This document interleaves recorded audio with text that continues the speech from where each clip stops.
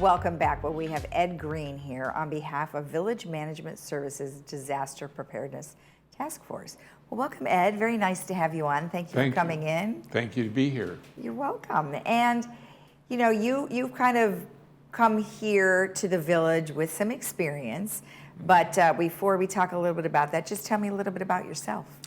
Well, I was a physical therapist for 20 years, doing physical therapy and medical group management. And also I was volunteering with the Red Cross in Orange County and later in Long Beach with disaster preparedness and emergency communications. And as time went on and we moved here, I interacted with the director of security, talked about things, and we talked about disaster preparedness, and he ultimately said, gee, would you like to come on board part-time and lead the effort? And I was very honored and thrilled, so here I am. Oh, that's wonderful. And you know, the fact that you've had the experience already for the two cities that you mentioned, well, the county and the city, you you kind of know what to expect, right? Because it is a process, and there is training that's involved. So of course you've been through all of that. So Yes. you know, we wouldn't necessarily think that, you know, Laguna Woods Village, what kind of disasters are we gonna have? We don't have flooding. You know, what kind of disasters are we talking about?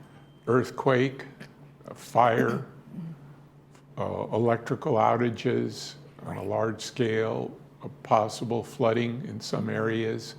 So there's a variety of things that might cause someone not to be able to function every day the way they're used to. Exactly. And, you know, when we talk about fires, most people, I mean, we do have some fires that are in the area. However, like you mentioned, those electrical fires can happen all the time in our homes. And we've talked a lot about the barbecues too, because sometimes those can be quite devastating and burn the home itself. Absolutely. And so it's important not just to have a fire extinguisher, but to know how to use it and to have used it, so you know what to expect. Right. And where to use it. Is it the top of the flame, the bottom of the fire? So those are key points. And I mentioned that training. I mean, one thing that I think has been really quite evident with our disaster preparedness task force is you do have training.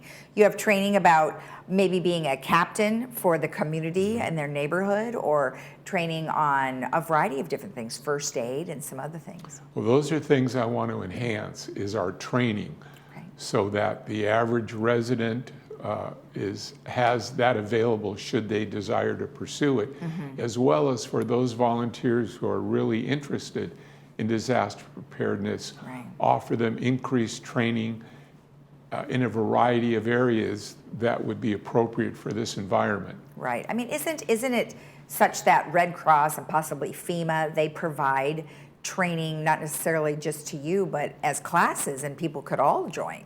There's a variety of options, and I hope to bring some of those options directly into the village. I think that's a great idea. And, you know, we talk about preparing ourselves, and I know one thing that happened not too long ago was you are able to now identify that you have pets in your home.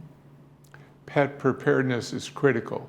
So we should all have a list of any medications our pets have or medical problems, and have enough food for them on hand to last at least a week, ideally longer.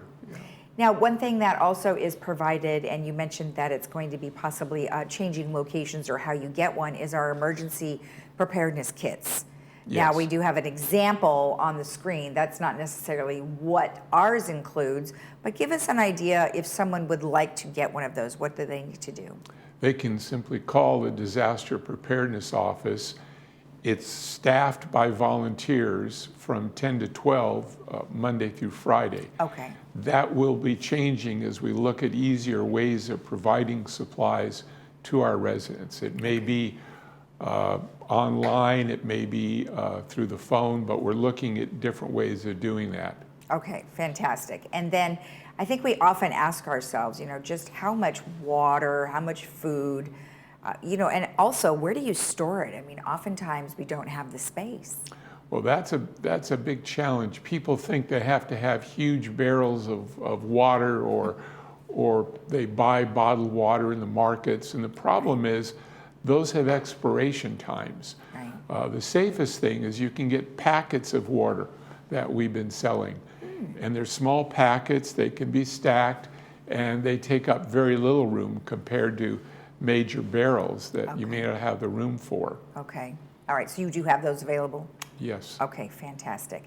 And then I guess another thing is, you know, when we talk about having these types of items, are they expensive, or are we looking at not too costly?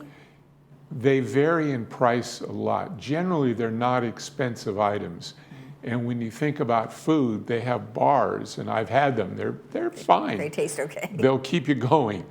And so they can be stacked. They're small, and they provide the nutrition you need for a day. So there's ways of really economizing on space and cost for those items. Okay, and then let's say two people were living in a home, and for how long would they need these types of items? Is it 2 weeks? Well, it varies with a disaster, but at least 1 to 3 weeks, depending upon your situation and ability to maintain those items. Okay.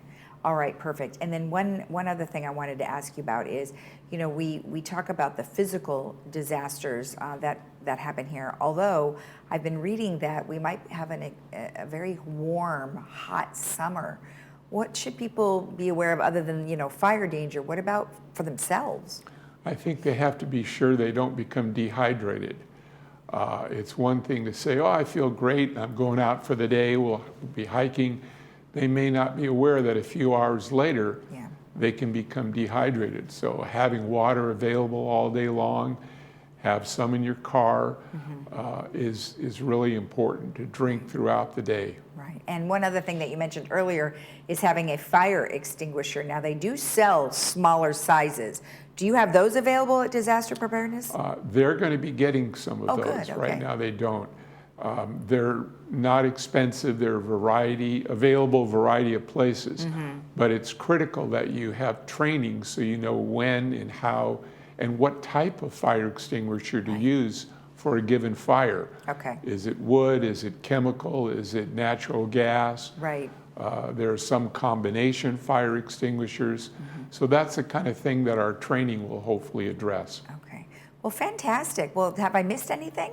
That's the key thing. It's basically 3 words: shelter in place. In a major disaster, if you're able to, stay in your manor or residence. Don't run to a clubhouse automatically. Right. Those are the key things. I think that's sometimes what we just automatically do. But like we also mentioned, the captains are in our neighborhood too to help us out. So fantastic. Thank you so much. Thank you very much. You're welcome.